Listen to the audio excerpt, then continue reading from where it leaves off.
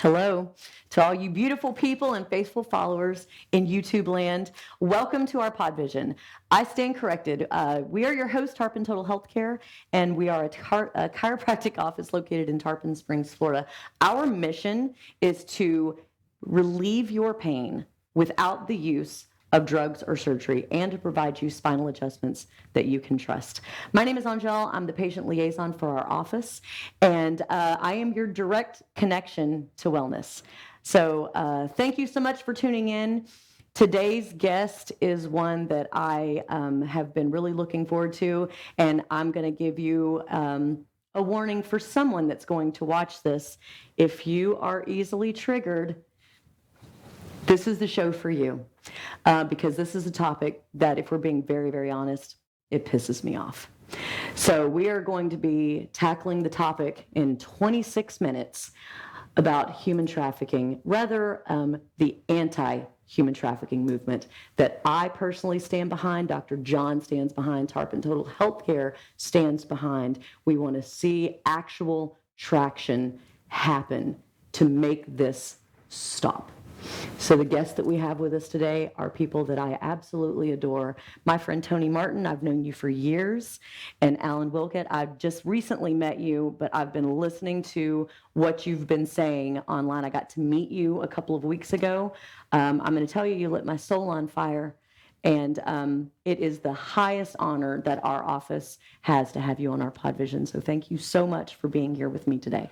Oh, what a delight to be here. Absolutely. Thank you so much. So I've got questions, and I'm going to try very hard to contain myself, because this is a topic that, I'll be really honest with you, I have my own personal history with not human trafficking, but almost. It was an almost. I almost lost my daughter when she was 2.5 in the little sleepy town of Newport, Tennessee, when she was just little. And a woman I'd never seen before was walking off with my baby, telling me that baby, she's hungry. I'm just going to get her some snacks. I don't know you. I've never met you. And the police would not arrest her because she hadn't gotten to the parking lot, but she was within 10 feet of the park. I'm going to squeeze this little thing to death today. My son was almost stolen by the ice cream man. They had bought a van, and they had stickers on the side of it. I never told you about this. That happened when he was 9 in Vancouver, Washington, and they didn't have any music playing. My kids were out in the cul-de-sac that we lived on, safe little sleepy area in Vancouver. And if it wasn't for the neighbor that was outside wanting to check her mail, and she's like, where did this ice cream truck come from? These aren't the typical people that come. There was a freezer in there. There was nothing hooked up. Mm-hmm. They almost had my son. Wow.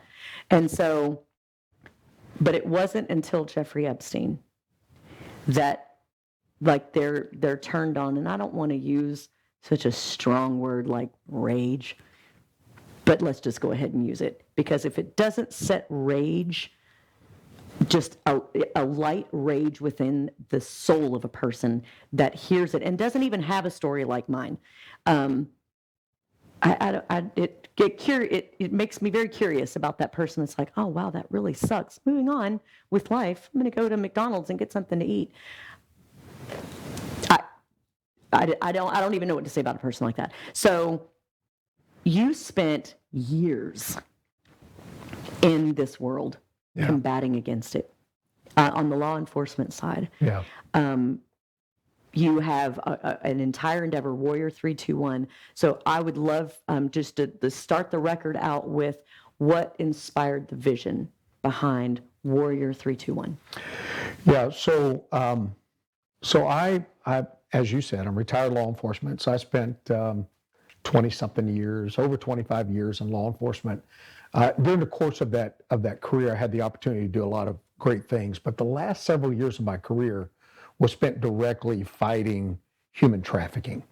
And again, when we first started the human trafficking fight, even in law enforcement, we didn't really know what we were up against. It was kind of a newer area of law enforcement, because this is kind of relatively in criminal activity. It's relatively a young crime, and yet it's been around since the beginning of time. Sure. It ignited a fire in me, because in my view, no human being should be subjected to that type of trauma. God, yeah. That type of exploitation. And when you see the kids, when you see the little girl, when you see the little boy that's just been ravaged, and you realize that their purpose has really been stolen from them. When I retired from law enforcement, having spent those years kind of directly involved in the anti-human trafficking on the law enforcement side, running our human trafficking unit, setting on human trafficking task forces, all those things that I had just the opportunity to be involved directly. When I retired, I said, can't stop the battle now. The fight is still on. And until all are free, which happens to be a tagline for my email, until all are free, I have to stay engaged in this. And so Warrior 321 was born out of that desire to continue this fight, using all the experiences, all of the knowledge, whatever that may be, to really bring to bear the fight. And so Warrior really sets to the heart of what we're doing, the fight we're up against, and that this fight will only be won by people who awaken the warrior that is within us. But the 321 comes from my faith background, the faith that really sustained me through all of these years of doing this unspeakable work. 321, 3 nails, 2 boards, and 1 savior. And so the fight is really about warriors of the cross. Because if we're going to win this, we have to win this not just from a technology standpoint and not just from a peripheral type background, but it's going to have to go to the heart of man, because the reason why this exists is because men's hearts are evil. Yeah. And so the fight is into this. It sure is. I'm so glad that you've encompassed everything that comprises every fabric that's in my soul. The faith aspect. I know that there are plenty of people that maybe they don't believe in anything particularly yet. This is a fight within them too. Like they want to see this end too. Sure. So I mean, people of all backgrounds can unite together to combat this evil, because that's exactly what it is. It is evil on a level that folks like us, like we can't understand. So I remember, and it was back in the beginning of COVID, and then that was when the break started to happen with Jeffrey Epstein. And when I looked at that dude, I mean, he looks like exactly what it was that he represented, a banker from Wall Street, pretty polished, presents well, and didn't look like if we were talking earlier, if we were playing word association and somebody says the word pedophile, what comes to mind is not somebody that looks like Jeffrey Epstein. It's a real creepy, greasy haired, the overextended part that, with the comb over, and just drips of gross. Just gross. I've got so many things going through my, not going to bother to, brain dump that right now, but just, that's not exactly the characterization. Right. That's not exactly what a pedophile looks like. And Jeffrey Epstein was a perfect example of that. You had said in the meeting that happens the last Monday of every month, the awareness meeting up at Perkins in Hernando County. God bless you for doing that. And we can't support you enough. But you had said that actually what that person looks like, and I know that when this is said, the men that fit this criteria, they're going to go, oh no. But it's, 40 to 55, 100,000, north of 100,000 a year, dressed well, nice shoes, maybe even married, maybe even with children of their own. And that's them. Yeah. As far as like a user end or a facilitator component of this evil, that's actually, they hide in plain sight. Yep. While they're helping people with their finances, or they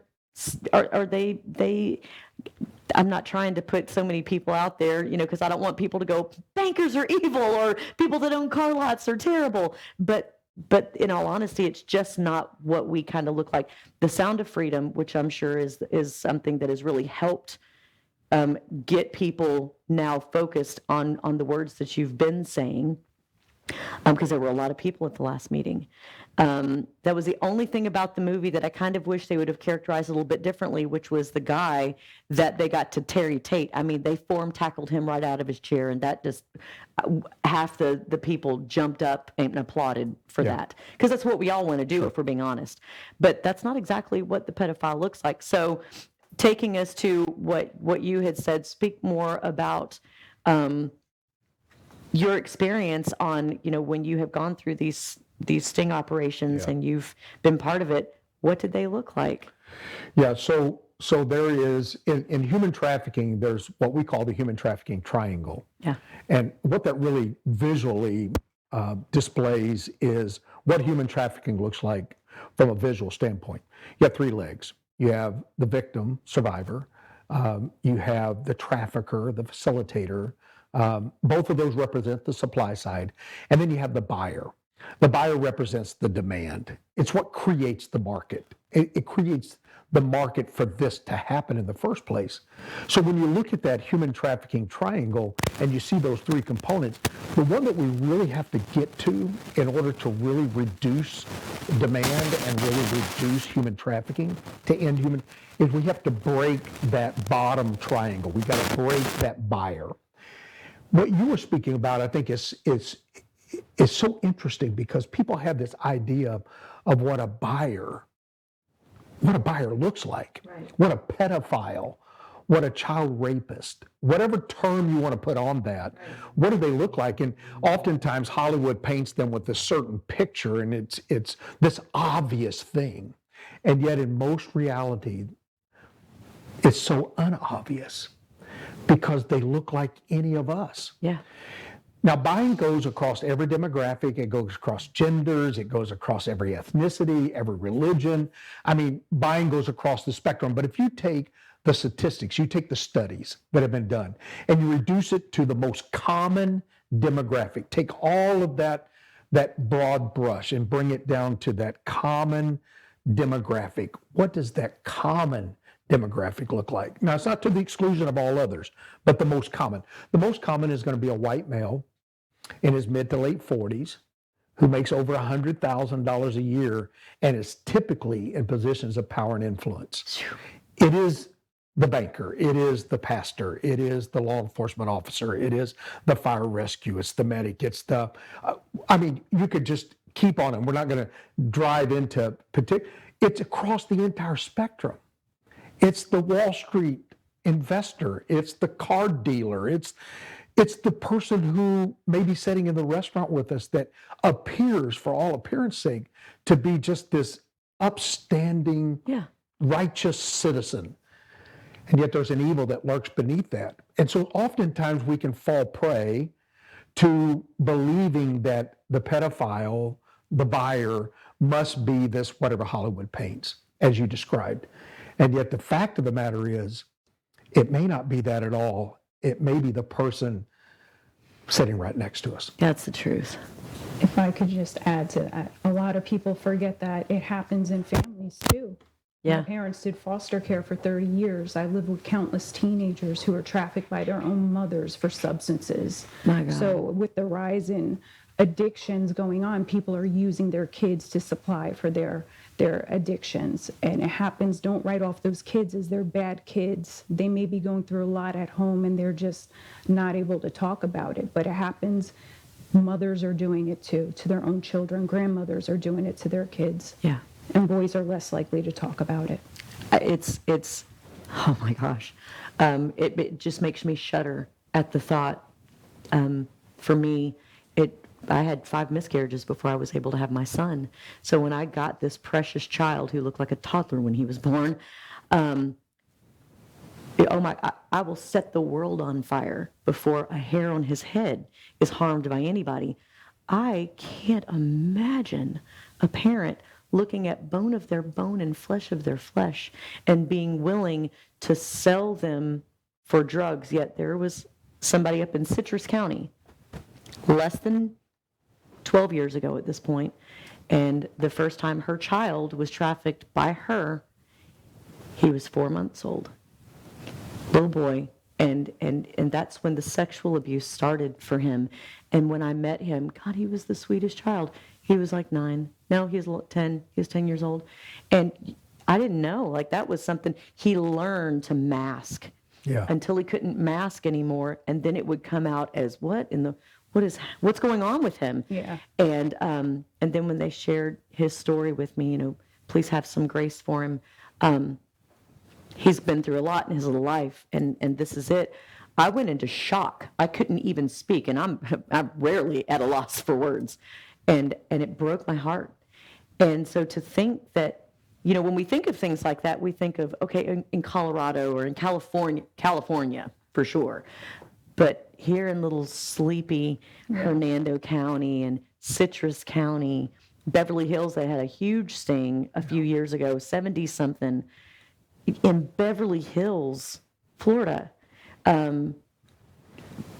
pedophiles and plans. They actually had plans that was drawn out like a business plan on how they were going to try to steal a 14-year-old girl out of the Dollar Tree in Beverly Hills. Mm-hmm. Caught it all on tape.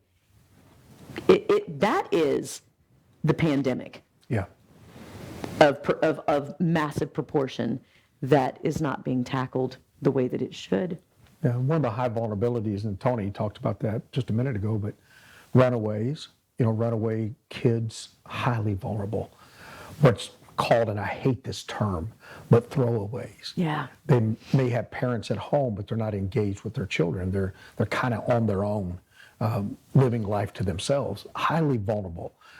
You get into the child welfare system, highly vulnerable, and not necessarily because the system makes them vulnerable, but they came into the system vulnerable. Right. They're there for a reason. Vulnerabilities has put them into the child welfare system. So you see those huge vulnerabilities, and then to Toni's point, one of the fastest growing, most reported cases now of sex trafficking among kids is familial trafficking, where parents or grandparents or uncles or aunts are trafficking, as you call it, flesh of their flesh, bone of their bone, and putting them out there to feed an addiction or because they're absent from their lives. Whatever those reasons are, we're seeing a big blowing up in the reporting of familial trafficking. So it's huge.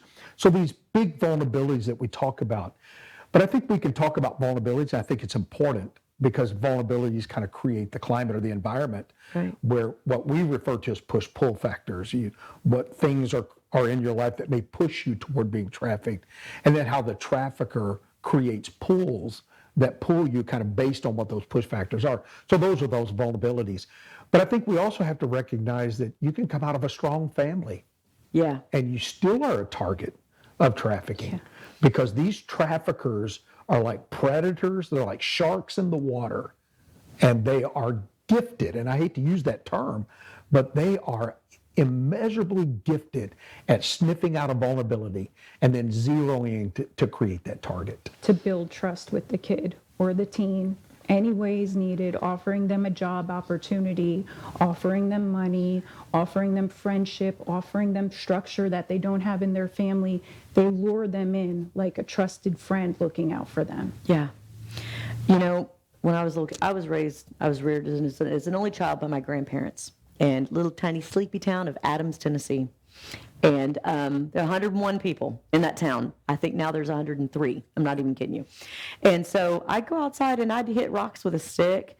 But my parents were constantly looking out the door, they knew where I was. When we went to town, I had to stay close. That's how my parents kept me safe.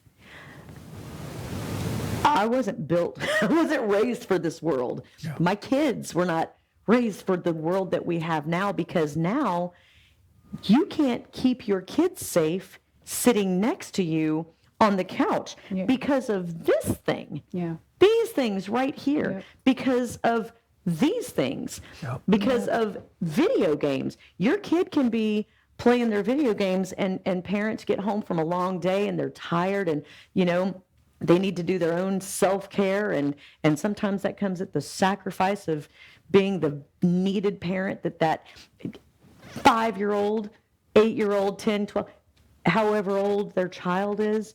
And I'm not vilifying anybody for taking some time for yourself. You can't give from an empty cup, and we understand that. Yeah. But that kid that is left to themselves, herself, himself, whatever, giving them their gaming system, and I hate them. I hate them. I'm not even going to lie about it. Yeah. Never let my kids have them. And I didn't even factor this part in. It was just I didn't want them to be lazy. Yeah. But so to know that there's a chat option in these games, in the virtual reality, it's so easy to hide. You shared 21 apps. Yeah.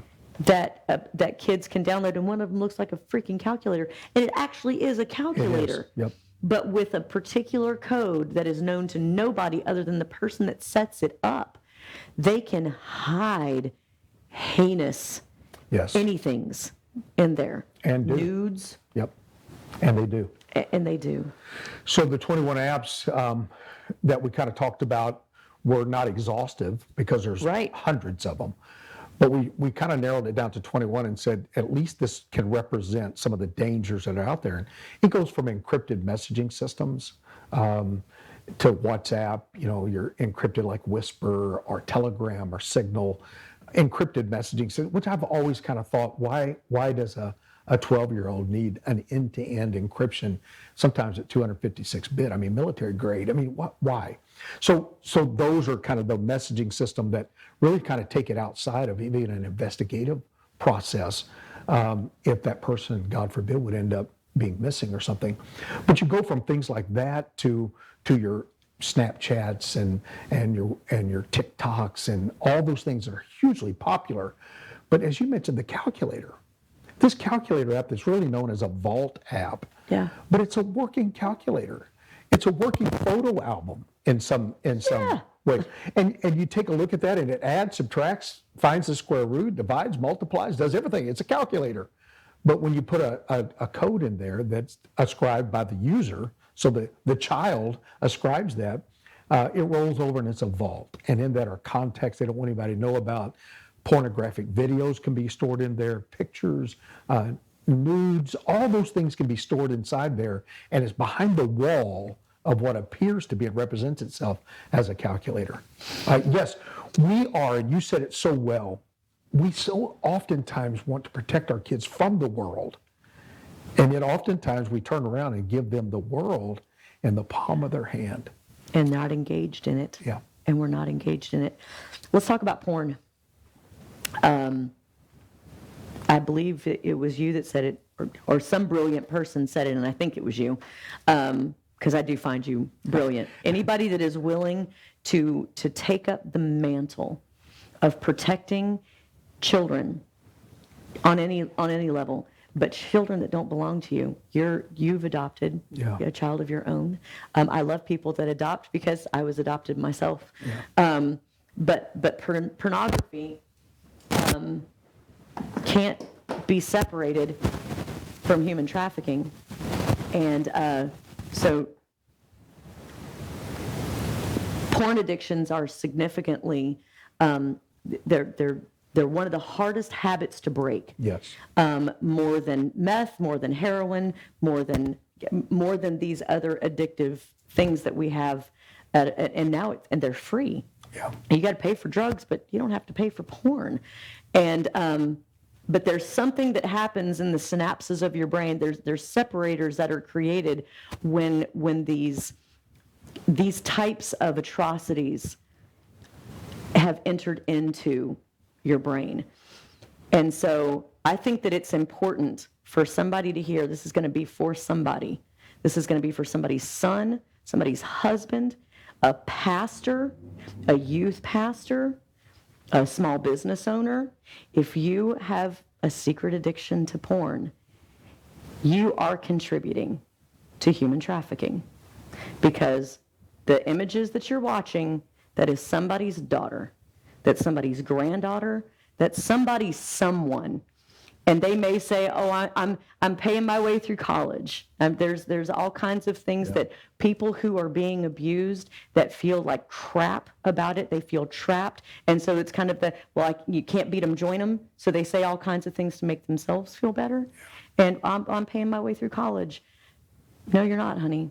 You know, that's not the case. And people that view it, people that go to these places, there's 20 of them on US 19, north and south. They're on both sides of the road. You go to those places, you are contributing to human trafficking on some level. Correct me if I'm wrong. I think a lot of people don't realize the high percentage of people who are forced into that industry. Yes. And if they only knew what actually goes on behind the scenes, they'd feel a little bit different about it. Yeah, they're not paying for college. No. And I think you said it well, and pornography at every level has an exploitive nature to it. Absolutely. The quote unquote porn star that you sometimes view there, who will, and there's documents and documentaries about this all over the place, but they'll oftentimes talk about they contracted for one particular act, but when they got there, they were required to do something totally different. Yeah. The violence that sometimes is displayed there, things that were never quote unquote contracted for, the exploitation of the victim that's actually being viewed on that screen. Right. And then the companies themselves, how exploitive they are. And then the consumer that creates this appetite that's what sex is really all about. And it takes it from that beautiful gift that God has given to this exploitive, violent place where someone's being used for the pleasure of someone else. I appreciate y'all being here so much. We could talk about this literally all day and wouldn't even scratch the surface. Thank you for everybody that has listened. This is a very hard topic, and I make no apologies about it. And we just don't. If you're not willing to be part of the solution, I'm telling you, you're part of the problem. So don't be part of the problem. Join something greater than yourself. Thank you for watching Tarpon Total Healthcare. We appreciate all of the followers, and we'll see you next week.